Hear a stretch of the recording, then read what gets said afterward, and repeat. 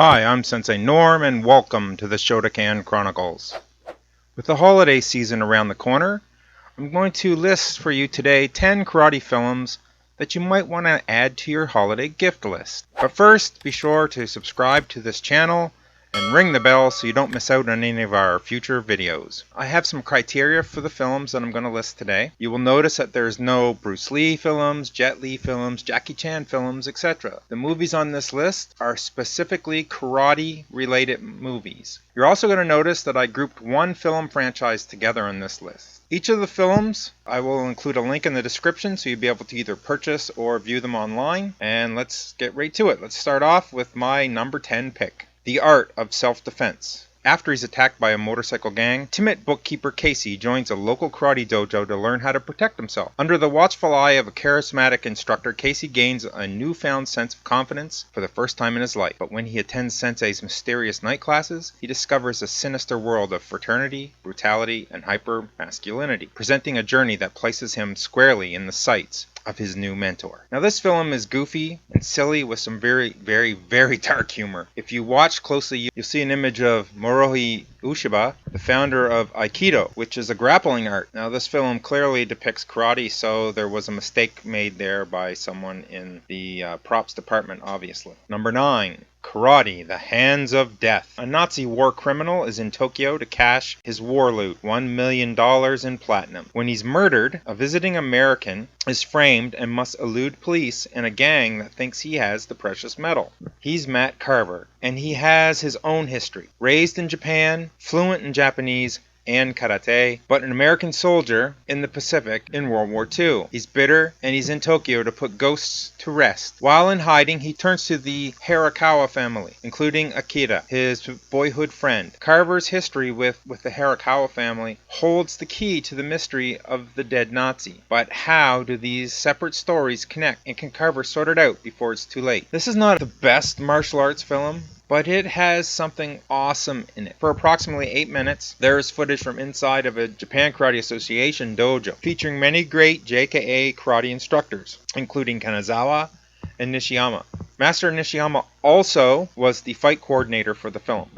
Number 8. Kill or Be Killed. Now, Kill or Be Killed was originally released in the US as Karate Killer and also released as Karate Olympia in South Africa, where it was filmed. A famous martial artist, Steve Hunt, travels to the desert for what he thinks is an Olympic-style competition. The competition turns out to be a trap set by Baron von Rudloff, an ex-Nazi general who is still bitter over the humiliating defeat of his martial arts team in the 1936 Summer Olympics. Now, this film is billed as the greatest Hollywood martial art movie ever made, and I kind of beg to differ on that. While the story was not the best, the movie was full of well-known martial artists. The South African Japan Karate Association is featured throughout the film, with Stan Schmidt and Norman Robinson most notably being featured and acting as fight coordinators for the film. The film was well received, and it earned a sequel of sorts, which is my number 7 pick, Kill and Kill Again. Dr. Horatio Kane has been kidnapped and is being forced to create an army of martial artists who will help take over the world. His daughter, Candy Kane, enlists the help of Steve Chase and a few of his friends to rescue her father before it is too late. Now, like the previous film, the story may seem like a ripoff of some other martial art movies. It again features several members of the Japan Karate Association of South Africa, most notably Stan Schmidt and Norman Robinson, as well as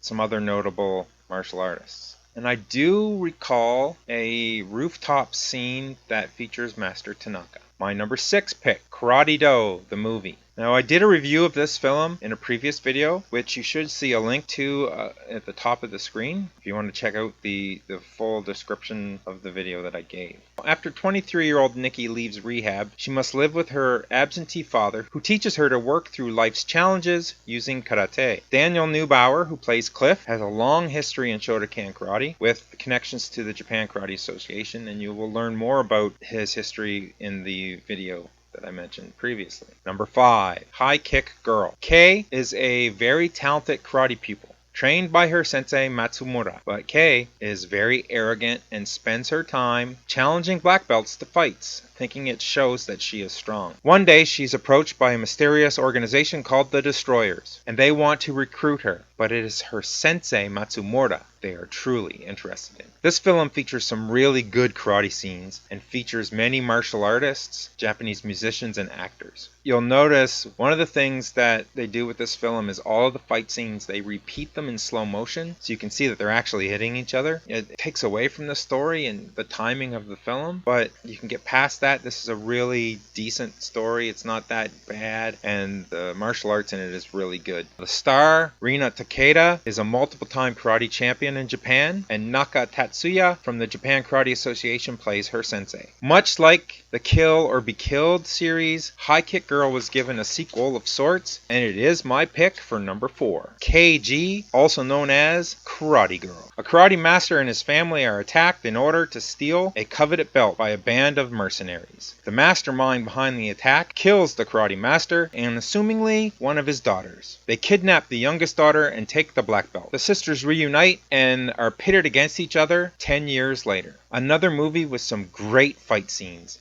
Naka Tatsuya plays the father and the karate master in the beginning of the film. Other Japanese martial artists are featured throughout the film as well. Rina Takeda stars alongside fellow female karate expert Hina Tobi Matsuo. Number 3, Cobra Kai. Decades after their 1984 All-Valley Karate Tournament bout, middle-aged Daniel LaRusso and Johnny Lawrence find themselves martial arts rivals once again. This series, which began on YouTube and has recently transferred to Netflix, is a great stroll through nostalgia for many martial artists and martial art movie fans alike. While the martial arts scenes in the series are not the best, the story is the important thing here. How will karate shape the minds of the next generation of Cobra Kai and Miyagi-Do students? Now this leads into my number 2 pick. Now this pick encompasses 5 films. The Karate Kid.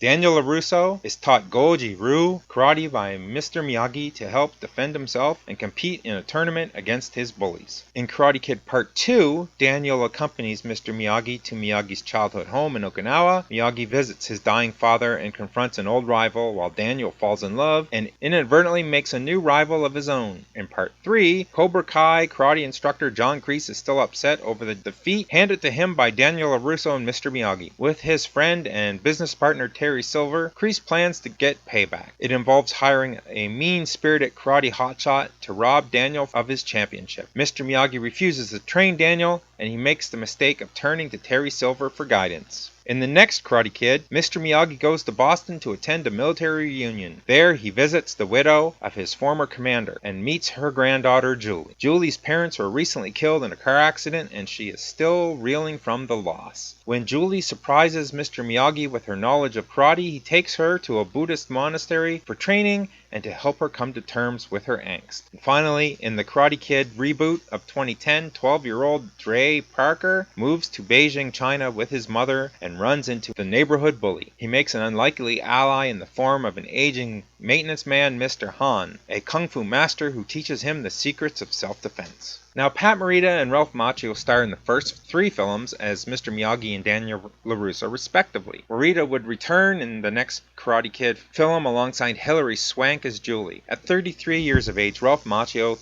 didn't think that playing a kid anymore would be good for his image, and Julie was brought into the story as a new character. The final film was the reboot attempt, starring Jackie Chan as Mr. Han and Jaden Smith as Dre. Kung Fu was highlighted in this film, not karate, and the script was almost identical to the first Karate Kid. The only reason I'm including it is because it is part of this franchise. And now on to my number 1 pick, Koroobi, aka the Black Belt. Set in 1932, in Japanese-occupied Manchuria, the corrupt leaders of the Japanese army are trying to take over all the karate dojos for their own personal benefit. The master of one of these dojos dies before passing on his Koroobi, or black belt, to his successor, leaving 3 of his pupils the task of deciding amongst themselves who deserves it the most. After they bury their master, they are forced to leave the dojo and join the Japanese army. At this point, their journey leads them on rather different paths, both in life and in the understanding of their master's teachings, only to reunite in the end